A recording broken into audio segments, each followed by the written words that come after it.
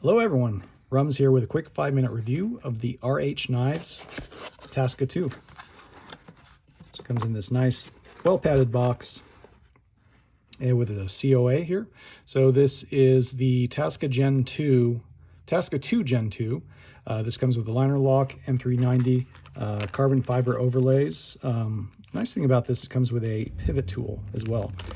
This does kind of have like your Shirogorov style pivot here, where it's just you can use a flathead screwdriver, but it's nice that it comes with a thicker one that fits this perfectly so you don't mar it up while you're taking it apart. And as you can see, beautiful carbon fiber scales on this one. It is kind of red and black, gives you that Darth Maul, Sith Lord vibe. And this one comes with the polished DLC, which I love the look of this. It's nice and shiny. They do a great job polishing this. Actually, great edge on this one. I tested it out earlier. It is sharp, very sharp.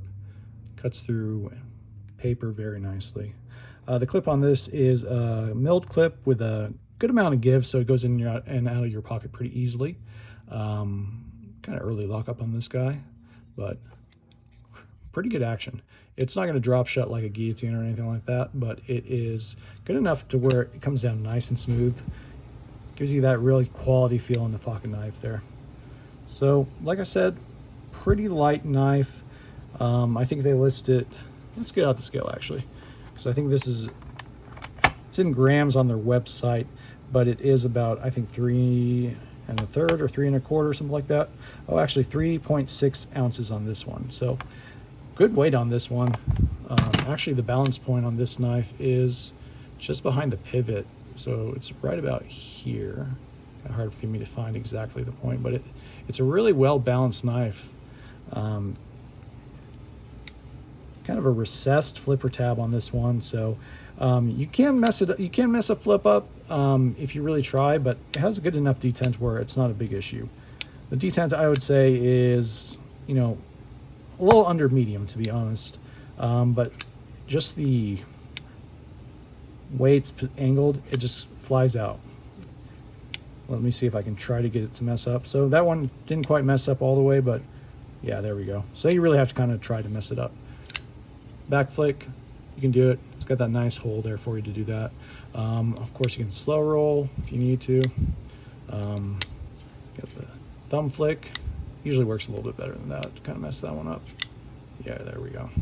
But really nice design on this one. I love the polished DLC on this. Very nice. Let's get some measurements here real quick. So this one measures at just about 8 inches there. About 8 inches on the dot, actually. Blade length on this one is 3.5 inches. Some quick size comparisons on this guy. You got the PM2 here. Your bug out, so just about the same size as the PM2, just a little bit shorter actually than the PM2 from what I can tell here. Of course, it's going to be bigger than the bug out.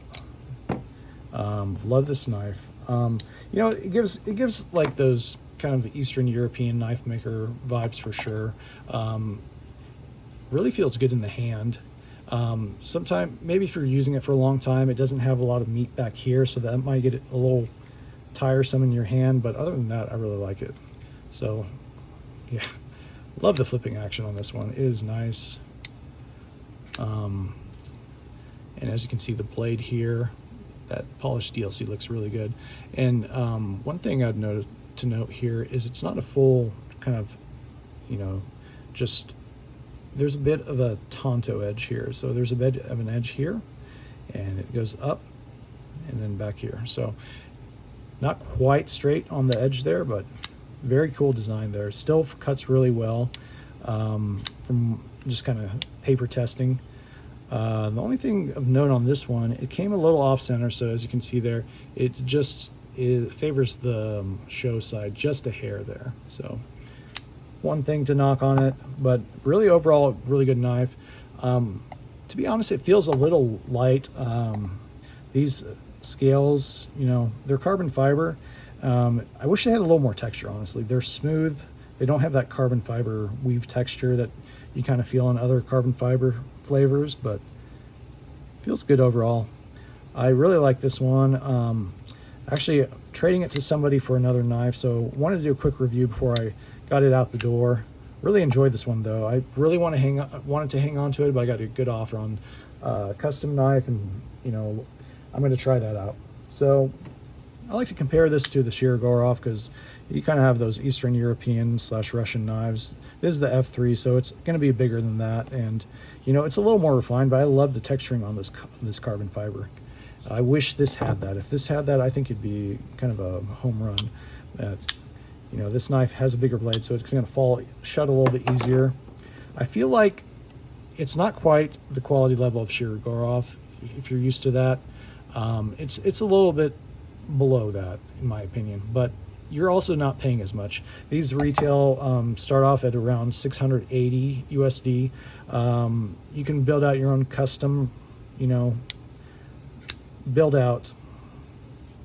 You can get DLC, satin, different colors, carbon fiber. I see a lot of different ones. I've seen green, purple, and just black, which looks really good. And you know, I'm really gonna miss this guy. I'm gonna try to get my hands on another one eventually, but for now, I'm gonna give this to someone else and let them check it out. Great knife, really enjoyed it. This one I would give a 7.2 out of 10. Just wish the D10 might have been a little bit stronger on this one.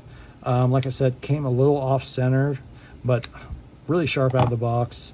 Wish the carbon fiber had a little more texturing to it. Wish it wasn't as smooth, but I mean, this is a good looking knife. Gotta love it. Thanks for your time, and have a good one.